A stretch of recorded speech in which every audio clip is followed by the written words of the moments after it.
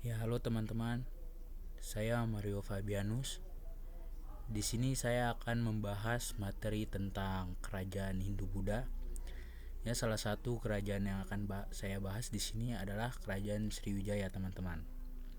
Di sini saya sudah membuat PowerPoint sederhana ya yang sudah saya buat tentang Kerajaan Sriwijaya.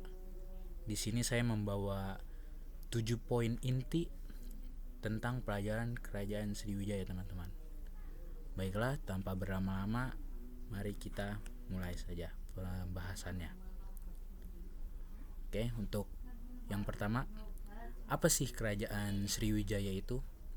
Ya, jadi Kerajaan Sriwijaya adalah kerajaan bahari historis yang berasal dari Pulau Sumatera sekitar abad ke-7 sampai abad ke-11, teman-teman.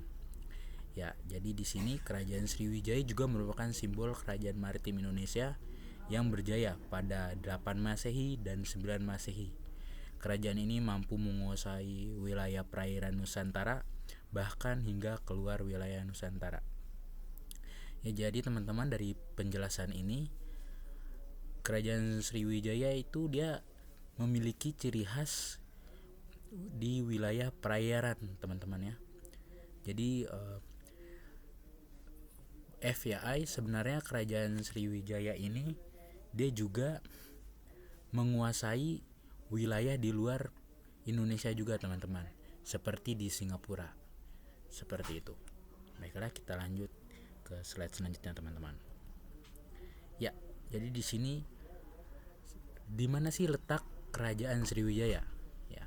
Jadi Kerajaan Sriwijaya terletak di tepian Sungai Musi di daerah Palembang, Sumatera Selatan. Ya, jadi beberapa ahli menyimpulkan bahwa Sriwijaya berpusat di Kedah, kemudian Muara Takus, hingga menyebut kota Jambi. Namun terdapat pendapat populer yang dikemukakan oleh G. Kodes pada tahun 1918 bahwa pusat Sriwijaya ada di Palembang. Ya, jadi di sini teman-teman saya sudah menaruh peta letak Kerajaan Sriwijaya. Jadi di sini Kerajaan Sriwijaya ada di beberapa titik. Seperti ada di Kedah, ada di Muaro Jambi, di Palembang, dan ada juga di sekitaran Pulau Jawa, teman-teman. Begitu. Ya, dan di sini ada juga yang titik merah ini, teman-teman, ini adalah tempat kekuasaannya Kerajaan Sriwijaya. Ya. Dan yang di perairan ini yang berwarna biru gelap ini wilayah perairan yang dikuasai oleh Kerajaan Sriwijaya. Dan di sini juga ada logo yang pedang ini tentang menandakan tempat pertarungannya Sriwijaya. Jadi Sriwijaya pernah bertarung di sekitaran Muaro Jambi, teman-teman. Baiklah, kita lanjut. Di sini ada faktor pendukung. Jadi apa sih faktor pendukung kenapa Sriwijaya dapat berkembang dengan cepat? Ya, jadi Sriwijaya cepat berkembang menjadi kerajaan yang kuat dan besar, terutama dalam bidang maritim. Ya, seperti yang sudah saya bilang, Sriwijaya ini mempunyai ciri khas, jadi dia kuat dalam bidang perairan ya, bidang maritim. Ya.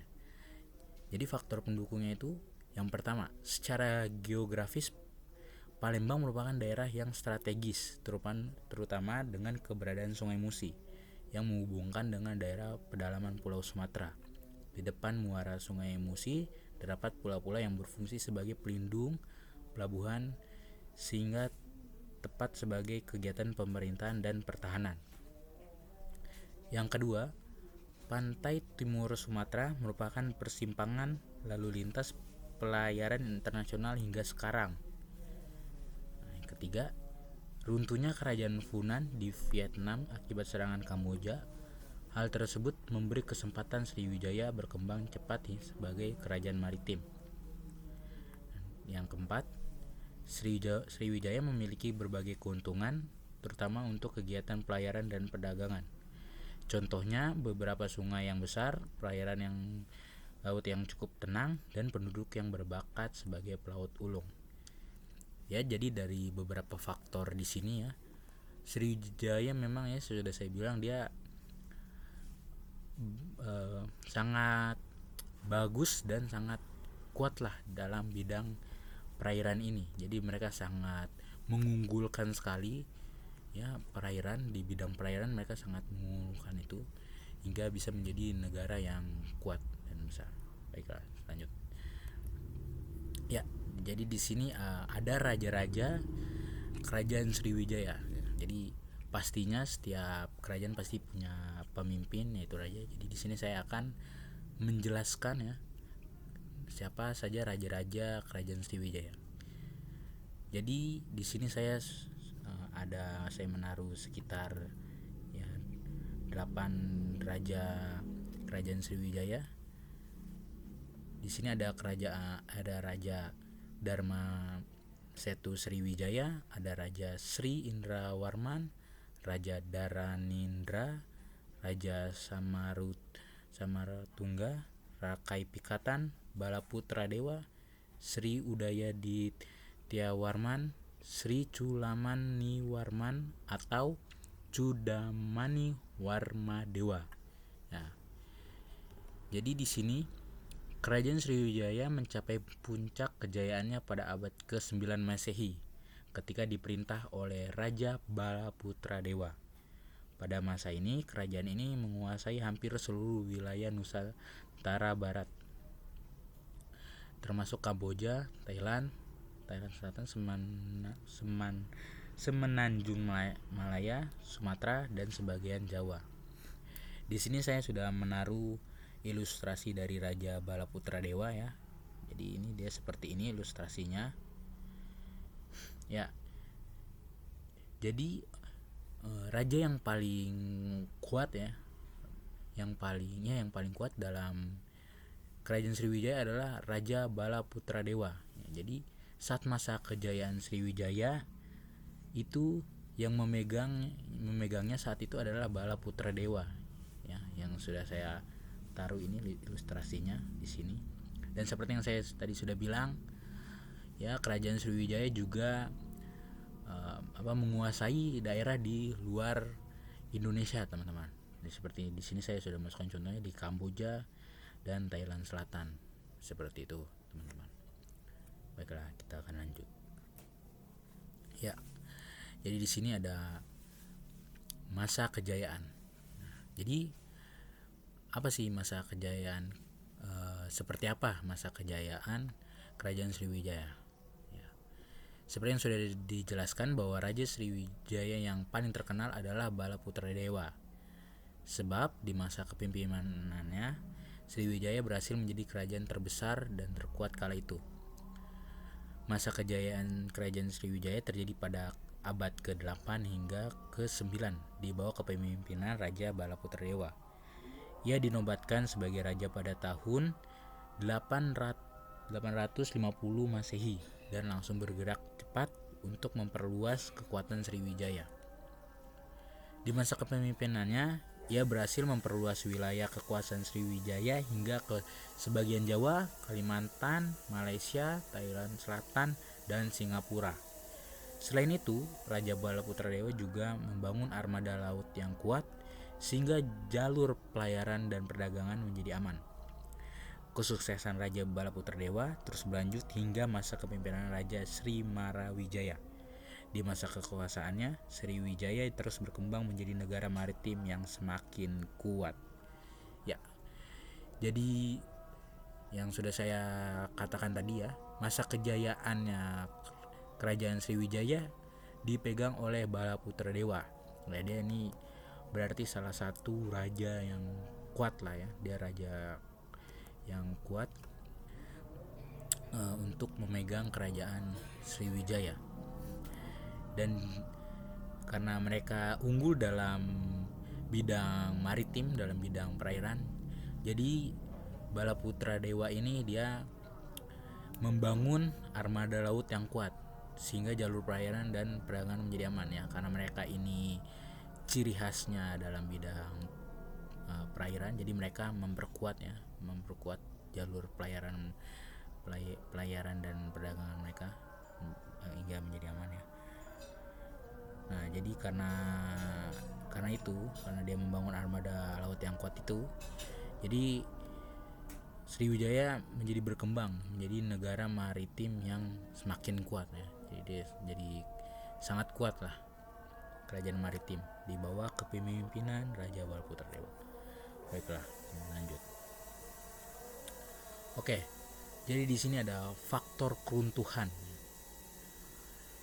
Jadi ada pun beberapa faktor penyebab keruntuhan kerajaan Sriwijaya.